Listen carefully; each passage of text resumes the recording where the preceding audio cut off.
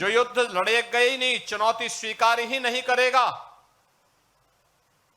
Plan का रास्ता अपनाएगा, वह कभी सफलता प्राप्त नहीं कर सकता, वह विजय का वर्ण नहीं कर सकता। हम सब जानते हैं कारगिल का जो युद्ध था, यह पाकिस्तान के द्वारा थोपा गया एक युद्ध था। 26 जुलाई 1999 को सरदेव वाजपेयी जी ने कारगिल विजय की घोषणा करके पाकिस्तान पर एक बड़ी विजय प्राप्त करके दुनिया को चौंकाया था। लखनऊ की शान परम वीर चक्र विजेता कैप्टन मनोज पांडे।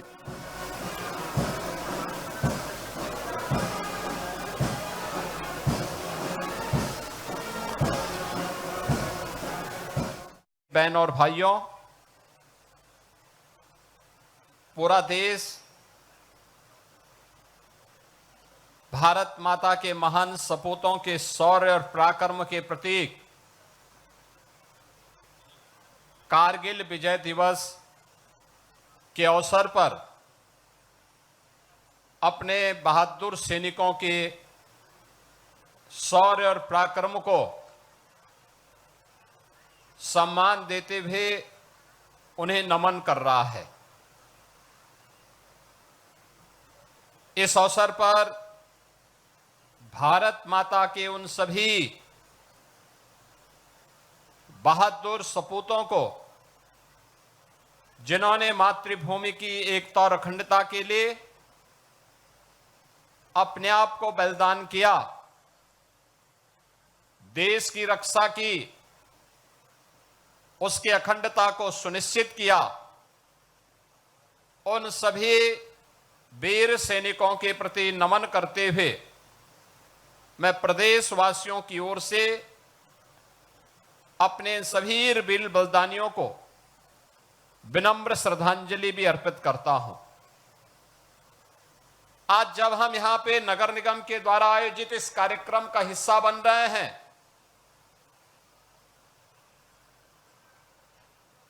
तो हमारे लिए ये दोहरी खुशी का क्षण भी है। एक और कारगिल के उन योद्धाओं को उनके स्मरण करने का,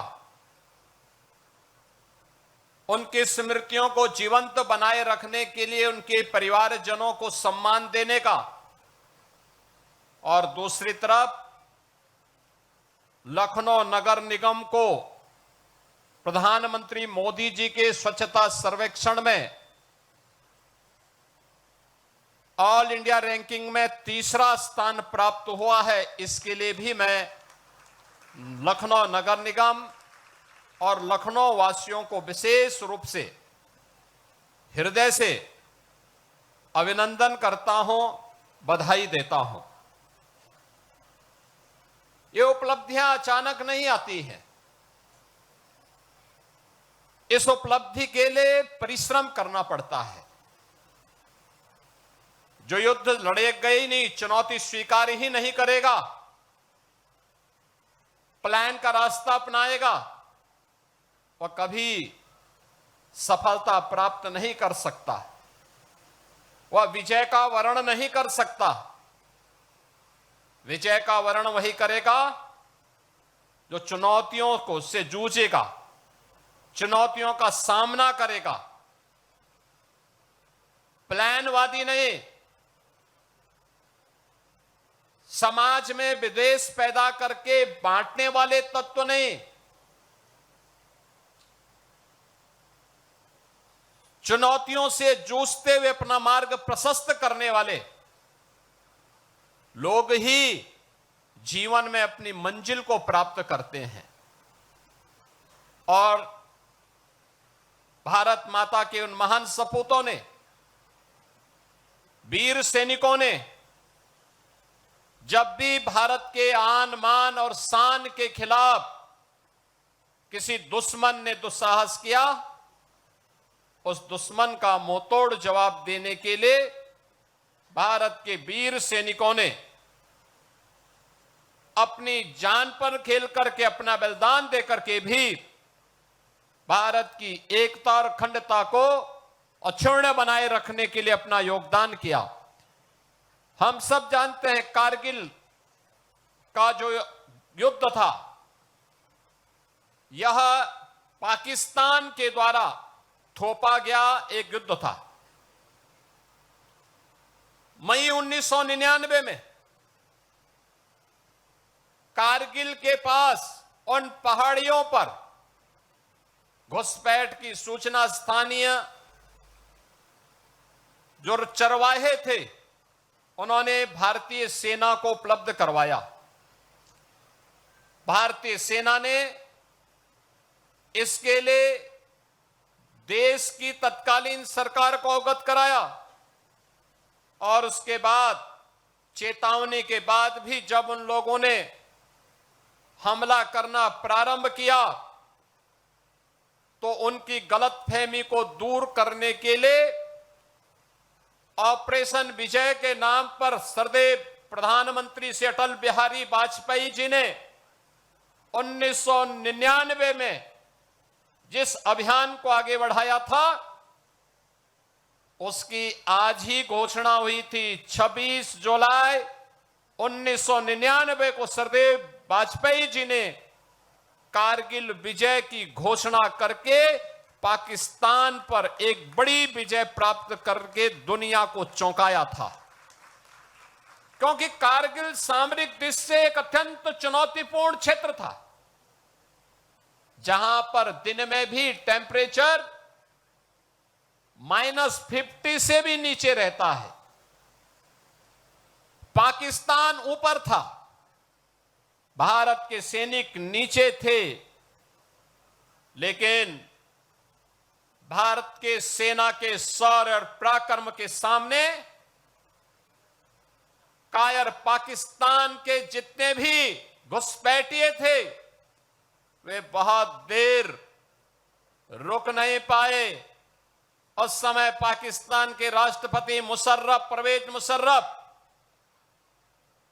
अमेरिका गए, यूएस ने दबाव बनाने का प्रयास किया, लेकिन वाजपेयी जी ने दो टूक कहा, जब तक एक भी घुसपैठे भारत के अंदर रहेंगे, बातचीत अमेरिका हो या दुनिया की किसी ताकत के सामने भारत झुकेगा नहीं।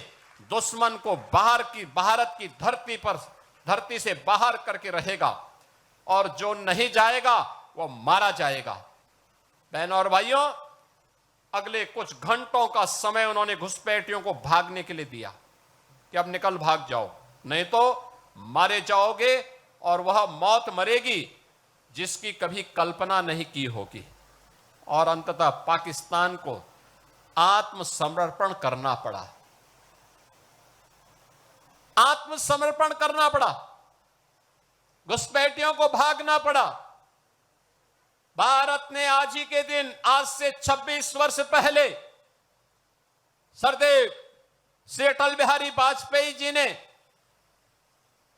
ऑपरेशन विजय के रूप में कारगिल विजय की घोषणा करते हुए इस दिवस को पूरे देश के अंदर इसी उत्साह और उमंग के साथ भारत माता के महान सपूतों को नमन करते हुए इस कार्यक्रम को आगे बढ़ाया। यह हमारे प्रदेश का सौभाग्य है कि देश के आन मान और शान के लिए लड़ते हुए जब भी आवश्यकता पड़ी तो भारत के जवानों ने कभी पीछे मुड़ करके नहीं देखा। कारगिल के इस युद्ध में भी 1999 में लखनऊ के कुछ जाबाज जवानों ने अपने आप को देश के एकता और अखंडता के लिए समर्पित भाव के साथ आगे बढ़ाया था और उसमें से जो हमारे भारत माता के महान सपूत बलिदान हुए उनमें captain Manoj Kumar Pandey, captain Aditya Mishra, lance Naik Kevalanand Dwivedi, rifleman Sunil Jang, major Ritesh Sharma, ये नाम ऐसे हैं जिन नामों का स्मरण केवल लखनऊ और प्रदेशवासी ही नहीं, पूरा देश बड़े गौरव के साथ लेता है, बड़े गर्व के साथ लेता है। और आज ये हमारा सौभाग्य है, कारगिल विजय दिवस के अवसर पर इन भारत माता के महान सपूतों के परिवारजनों को हमें सम्मान देने का अवसर प्राप्त हुआ है। हमने प्रदेश सरकार में 2017 में सरकार बनने के बाद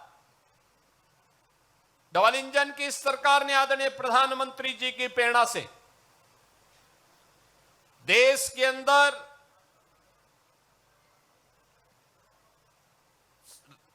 बाह्य सुरक्षा हो या आंतरिक सुरक्षा के लिए बलिदान होने वाले सैनिकों के परिजनों के लिए, शहीद परिवारों के लिए राज्य सरकार ने अपने स्तर पर घोषणाएं प्रारंभ की। अगर कोई जवान देश की सीमाओं की रक्षा करते हुए आंतरिक सुरक्षा की स्थिति को बनाए रखने के लिए कहीं बलिदान होता है, तो राज्य सरकार अपने स्तर पर उस परिवार को 50 लाख रुपए की सहायता अलग से देती है। परिवार के एक सदस्य को उत्तर प्रदेश सरकार की नौकरी में भी स्थान देती है, नौकरी देती है, और उनके स्मारक को उनकी जन्मभूमि या उनकी कर्मभूमि जहां पर परिवार के लोग सहमत होते हैं, वहां पर उसे स्थापित करने के लिए अपना योगदान देती है। प्रदेश सरकार अपने वीर सैनिकों के प्रति यूनिफॉर्म धारण करने वाले उन सभी जवानों के प्रति सदैव सम्मान का भाव रखते हुए उनके योगदान को स्मरण करती है और उनकी सेवाओं के प्रति वर्तमान और भावी पीढ़ी के सामने एक नई प्रेरणा प्रस्तुत करने का कार्यक्रम भी आयोजित करती है। आज का ये कार्यक्रम उसी प्रेरणा का हिस्सा है। मैं धन्यवाद दूंगा लखनऊ नगर निगम को, जो प्रतिवर्ष कारगिल विजय दिवस के इस कार्यक्रम को कारगिल के इन वीर सैनिकों के सम्मान के साथ जोड़ते हुए, राष्ट्रीय स्वाभिमान के साथ जोड़ते हुए इस कार्यक्रम को यहां पर आयोजित करती है। बहनों और भाइयों, आपने भारत के सैनिकों के शौर्य पराक्रमों को देखा। 1948 में भारत पर थोपे गए पाकिस्तान के पहले युद्ध के दौरान हम में से कोई भी व्यक्ति उसको देखा नहीं होगा। 1965 को भी हमने नहीं देखा होगा, 1971 को भी नहीं देखा होगा, लेकिन बहुत सारे ऐसे लोग होंगे, सैनिक होंगे जो 1971 और 1965 की लड़ाई लड़े होंगे।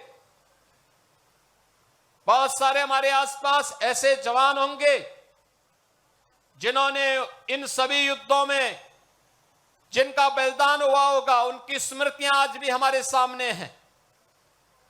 और इसीलिए सरकार ने भी तय किया है कि हर जनपद में भी वीर सैनिकों के इसी प्रकार के युद्ध के स्मारक और उनके बलिदान के स्मारक बनने चाहिए, जिससे वर्तमान पीढ़ी एक नई प्रेरणा प्राप्त कर सके। ये सामूहिक रूप से कार्यक्रम आयोजित होने चाहिए, जैसे कार्यक्रम आज लखनऊ में आयोजित हो रहा है। एक और सरकार के स्तर पर प्रयास, उन्हें अधिक से अधिक सैनिकों के प्रति सम्मान का भाव व्यक्त करते हुए हमारी सरकार ने तय किया है कि अग्निवीर के रूप में जो जवान देश की सेनाओं में अपना योगदान दे रहे हैं, जब वह जवान रिटायर होकर के आएगा, उत्तर प्रदेश पुलिस बल में हम ऐसे जवानों को 20% आरक्षण की व्यवस्था कर रहे हैं। उन सभी जवानों के लिए 20% आरक्षण उत्तर प्रदेश पुलिस बल में हम लोगों के द्वारा उपलब्ध करवाने की कार्रवाई को भी आगे बढ़ाया गया है। बहनों और भाइयों, हमें ध्यान रखना होगा, राष्ट्र की एकता और अखंडता सदैव बलिदान मांगती है। हमें हर हाल में, हर कीमत पर राष्ट्र की एकता और अखंडता को बनाए रखने के लिए अपना योगदान देना होगा। आज अगर हम चैन से सो पाते हैं, समृद्धि के मार्ग पर आगे बढ़ पाते हैं, विकास के इन नए नए आयामों का लाभ ले पाते हैं। आधुनिक सुविधाओं से अगर हम लोग आज के दिन पर लाभान्वित हो पा रहे हैं तो इसका कारण है क्योंकि भारत के वीर जवान भारत की सीमा में सम और विषम परिस्थितियों का सामना करते हुए देश की सीमाओं की रक्षा कर रहे हैं। उनके द्वारा किए जाने वाले योगदान के कारण हम देश के अंदर प्रगति के इस लाभ को अपनी आंखों से देख पा रहे हैं। एक तरफ बढ़ता हुआ भारत, एक नई ताकत के रूप में उभरता हुआ भारत, नए अपने शौर्य और पराक्रम के लिए देश और दुनिया के अंदर अपना लोहा मनाने वाला भारत। ऑपरेशन सिंदूर के माध्यम से भी आपने भारत के शौर्य और पराक्रम को देखा होगा। आपने देखा होगा जिस पाकिस्तान ने और उसके प्रेरित आतंकवाद ने पुलवामा में निर्दोष तीर्थ यात्रियों को अपना शिकार बनाया था, उन्होंने 22 ऐसे जवानों को, ऐसे तीर्थ यात्रियों को अपना शिकार बनाया था। उस पाकिस्तान को सबक सिखाने में भारत के बहादुर जवानों को और भारत की सेना को 22 मिनट भी नहीं लगे। पाकिस्तान के आतंकी कैंपों को तहस नहस कर दिया। प्रधानमंत्री मोदी जी ने यही कहा था कि पुलवामा में जिसने भी दुस्साहस किया उसको इसकी कीमत चुकानी पड़ेगी। और फिर आपने देखा होगा इस बार भी पाकिस्तान चिल्ला चिल्ला के अमेरिका के पास पहुंच गया था। भारत एक मोर्चे पर कई देशों से लड़ रहा था, कहीं तुर्की के द्वारा, कहीं चीन के द्वारा और कहीं दुनिया के अन्य देशों के द्वारा भी उसे सहायता दी जा रही थी। लेकिन उस सब के बावजूद भारत की बहादुर सेना के सामने पाकिस्तान की एक नहीं चली और अंततः उसको समर्पण करने के लिए मजबूर होना पड़ा था। यह बहादुर सैनिकों के नाते, और इसलिए यूनिफॉर्म के प्रति सम्मान का भाव हर भारत का दायित्व बनता है, हर भारतवासी का दायित्व बनता है। एक तरफ यह सम्मान का भाव, दूसरी तरफ अगर हमें विकसित भारत के सपने को साकार करना है तो उन षड्यंत्रों से हमें हमेशा सावधान होना होगा जो षड्यंत्र हमें बांटने का काम कर रहे हैं, जाति के नाम पर, क्षेत्र के नाम पर, भाषा के नाम पर। याद रखना, बल, बुद्धि और विद्या में भारत कभी इतिहास के किसी भी कालखंड में कभी कमजोर नहीं रहा, कभी कमजोर नहीं रहा। किसी बात की कोई कमी भारत के अंदर कभी नहीं थी।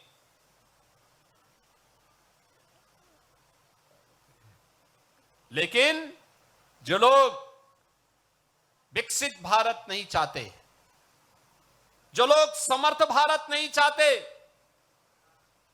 जो लोग सशक्त भारत नहीं चाहते, वे लोग भारत को जाति के नाम पर, क्षेत्र के नाम पर, भाषा के नाम पर, तमाम वादों के आधार पर बांट करके, सामाजिक ताने बाने को छिन्न भिन्न करके दुश्मन को प्रेरित और प्रोत्साहित करते हैं, दुश्मनों को प्रेरित और प्रोत्साहित करते हैं। उनकी सहानुभूति किसी गरीब के लिए नहीं है, उनकी सहानुभूति देश के लिए नहीं है, उनकी सहानुभूति उन लोगों के प्रति होती है जो घुसपैठिए के रूप में भारत के नागरिकों के हक पर डकैती डालने का काम कर रहे हैं। ये दृश्य आज देख रहे होंगे, ये दृश्य आज भी आप देख रहे होंगे। भारत के नागरिक को मताधिकार, संविधान प्रदत्त यह अधिकार प्राप्त हो, यह उनकी चिंता नहीं, लेकिन एक घुसपैठिए को प्राप्त हो, यह उनकी चिंता है। और ये वही लोग हैं जब सत्ता में आते हैं परिवारवाद चलाते हैं और जातिवाद का सहारा लेकर के सामाजिक ताने बाने को छिन्न भिन्न करने का काम भी करते हैं। याद रखना, इतिहास के किसी भी कालखंड में जब भी हम इस प्रकार की प्रवृत्ति के तत्वों के चंगुल में फंसे, भारत को इसकी बड़ी कीमत चुकानी पड़ी है, बड़ी कीमत चुकानी पड़ी है। क्यों विदेशी हमलावर भारत पर हावी होते गए? ऐसा नहीं कि हमारे पास योद्धाओं की कमी रही हो, हमारे पास बल या बुद्धि या वैभव की कमी किसी स्तर पर रही हो। भारत गुलाम हुआ इसलिए क्योंकि एक ऐसी उस समय कुछ ऐसी ताकतें थी जो बांट रही थी, जैसे आज कुछ राजनीतिक दल फिर बांटने का काम कर रहे हैं। ये विभाजन हमारी कमजोरी का कारण था। इस विभाजन से फिर से बचने की आवश्यकता है। एक भारत श्रेष्ठ भारत के रूप में हमें एक समर्थ और सशक्त भारत के लिए, एक आत्मनिर्भर और विकसित भारत की संकल्पना को साकार करने के लिए आगे बढ़ना होगा, एकजुट होना होगा। कारगिल विजय दिवस का संदेश यही है, जिन वीर सैनिकों ने अपना बलिदान दिया है उनकी प्रेरणा यही है कि हम एक भारत और श्रेष्ठ भारत के माध्यम से ही एक सशक्त और समर्थ भारत की परिकल्पना को साकार कर सकते हैं। आज के इस अवसर पर मैं भारत माता के उन सभी सपूतों को, जिन्होंने विभिन्न युद्धों में देश की सीमाओं की रक्षा करके भारत की अखंडता को सुनिश्चित किया, आंतरिक सुरक्षा को बनाए रखने के लिए अपने आप को बलिदान दिया, उन सभी वीर जवानों को मैं विनम्र श्रद्धांजलि अर्पित करते हुए उनकी स्मृतियों को नमन करता हूं। भारत माता के जो हमारे बहादुर जवान, जिन्हें लखनऊ की धरती को पैदा करने या लखनऊ को अपनी जन्मभूमि और कर्मभूमि के रूप में जिन्होंने स्वीकार किया, ऐसे captain Manoj Kumar Pandey, captain Aditya Mishra, lance Naik Kevalanand Dwivedi, rifleman Sunil Jang, major Ritesh Sharma, इन सब की स्मृतियों को नमन करते हुए मैं इन्हें विनम्र श्रद्धांजलि अर्पित करता हूं। उनके परिवारजनों के प्रति अपना सम्मान व्यक्त करते हुए आप सभी से आह्वान करूंगा कि सैनिकों के प्रति जो भी सम्मान, सर्वोच्च सम्मान हो सकता है, वह सम्मान का भाव हमारे मन में सदैव रहना चाहिए। इस विश्वास के साथ आप सबके प्रति भी मैं अपनी शुभकामनाएं देता हूं। धन्यवाद। जय हिंद।